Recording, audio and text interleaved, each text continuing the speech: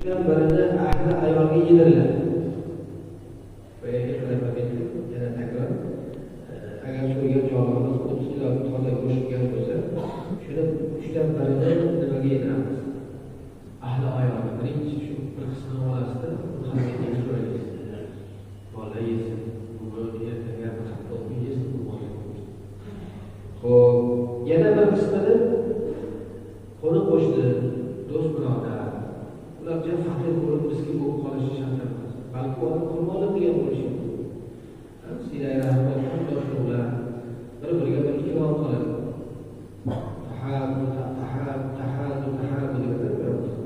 Bir-biriga hadya berib turadilar, muhabbat paydo bo'ladi.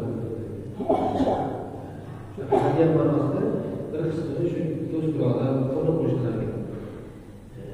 Yana bir qismi esa o'sha haqiqiy muhtoj, faqir, miskin va Qur'on karim oyatida sanab o'tibdi, musofir.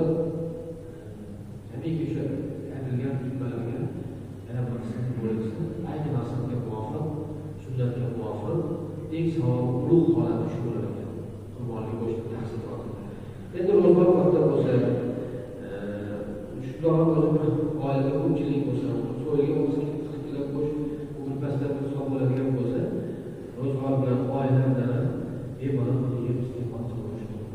Bugungi kunda yana qilinadigan savob ulug' ishlardan bittasi bu kunlarni tashrih kunlari deyiladi.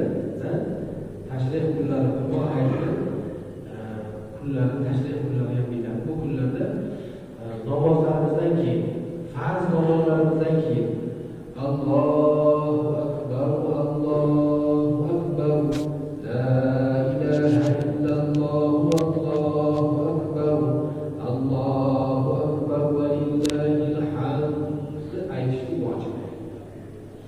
Aytishlik vojib. Imom ham aytadi, jamoat ham aytadi. Bir marta aytish vojib. Odatda ko'p esdan chiqadi bular.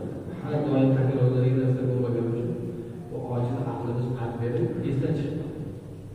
Esdan chiqqanda orqadagi jamoat esdan chiqmaydi takbir aytish.